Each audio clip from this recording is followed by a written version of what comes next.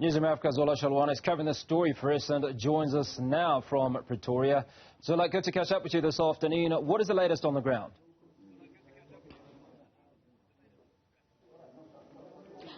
Well, Hugo, you would understand that earlier on, Action SA youth were quite frustrated, raising frustrations that have been brought forward by students of universities and also, colleges, mentioning that there are outstanding fees that haven't been paid. Some haven't even received their allowances, and also, there are students that will be defunded. And obviously, those frustrations have resulted in them wanting the Minister of Higher Education, Nzimande, to be ousted in this regard.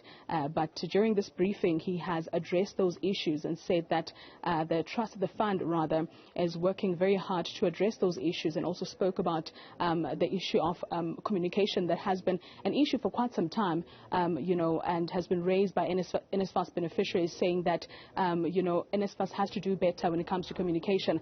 You might have heard the spokesperson saying that they have employed more people in the call center to make sure that they are able to respond to grievances of students. But Hugo, what we also know about what he was briefing about today was the issue, or rather was the fact that previously students that have a household income of more than 350,000 could not qualify for being funded by Nsfas. Now, this is great news for them, because it means that children of police officers and also teachers can now apply for the funding and will probably be considered. Now, what students need to know about this particular funding is that it will take 70% will be for students that will be doing maths and science courses, and also 30% will be taken to students that will be doing humanities. And they also mentioned that they will be, considering finance courses as the time goes by.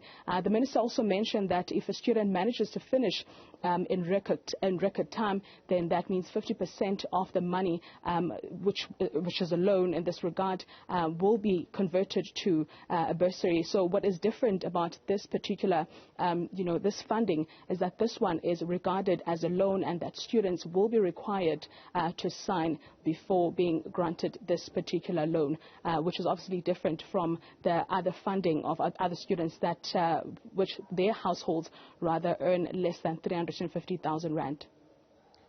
So a couple of incentives that are associated with this new type of loan for the students, and one of those is for those, not only those, as you mentioned, that pass in record time, but also I think those that have a 70% pass rate. Speak to us about that, but also speak to us about the potential challenges of Nsfas dealing with its many students. I mean, they've failed to make payments, failed to communicate, and all of a sudden another 38 or 40,000 students will be on their books courtesy of this new funding. Well, certainly, Hugo. You might have heard that towards the end of the briefing, they spoke about challenges that they are anticipating, because you'd understand that by adding these middle students, then it means that there will be more people, and that will result to more challenges, adding on the challenges that they're currently facing now. But they are saying that this is still in an implementation phase, which means that they will be, encountering challenges that they do believe that they are ready for throughout this year. And they say that they should be given a chance, to really implement this and see if it works. And more than anything, people should see this as a chance to give other students, or more tertiary students, a chance, to have access to education. They made an example of SASSA and the amount of beneficiaries that it has, and, comparing it to the financial aid, saying that, of course, there you should expect challenges, but they are working daily to improve those challenges and to make sure that students are happy at all times. You'd understand that Nsfas has been receiving quite a lot of backlash from university and college students about how they run their systems and all of that. And the minister has really assured them once again in this particular briefing that this year the fund will be making sure that they improve their systems, just to make sure that an experience of a student is much better this time.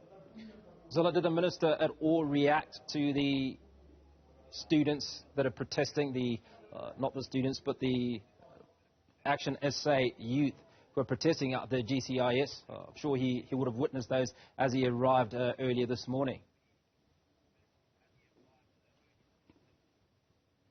Well, Hugo, he did not react to that protest in his briefing. We are not sure if he was aware or he was able to see that. But what we do know is that he is well aware of the challenges that most students are facing, because what was written on those placards are, things that or issues that he's well aware of whenever he has, meetings with student councils about these particular issues that students are facing, even on social media. As you'd understand that during the briefing, most students were interacting on the Nsfas, social media platforms just to raise their concerns and also grievances, hoping that they will be responded to. So what we know is that he is well aware that there's also been, noise about him being removed as the minister from a lot of students we have been hearing lately. And that's because of frustration.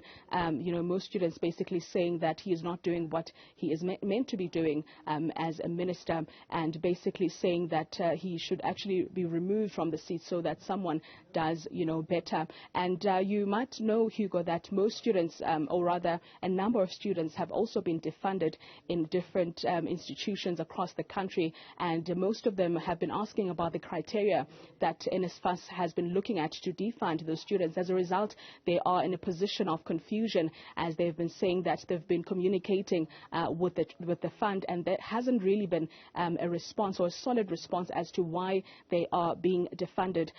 Some students also on social media reacted on what the minister spoke about, actually speaking about, funds, the proposal of university and tertiary funds being increased. And he mentioned that he's not the one that is responsible for that. All he can do is to, guide and also regulate, but he does not propose that they should increase fees. As you'd understand that in some parts of South Africa, especially in Cape Town and in Hatfield, some university students are struggling to get, Nsfas beneficiaries rather, are struggling to get accommodation because it's slightly expensive in those particular areas, which means that when you are an Nsfas beneficiary, then you will not, or rather you have issues. And we're not talking about private accommodation here. We are also speaking about other accommodations that are meant to accommodate students that are beneficiaries of funds such as Nsfas. And finally, before we let you go, Zola, do we have an idea of when the missing middle funding will kick in?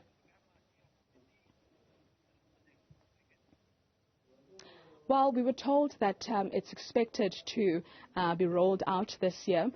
They are introducing it now just to give students time to actually, obviously send through their applications. And the minister mentioned that this is actually, a perfect time for them to introduce this, middle student, program, just for them to start applying those that thought over the years that they've been left out. Because according to Nsfas from 2019, they've realized that over 100,000 students were students that fall within the bracket of 351,000 Rand and 600,000 Rand, which meant that they were not accommodated by the scheme. And obviously this is an exciting time for them because they also stand a chance to be funded by the financial scheme. Although it's a loan at this point, but they were informed that if a student performs well and also finishes in record time, then 50% of the fees will be converted to a loan when they complete their studies, Hugo.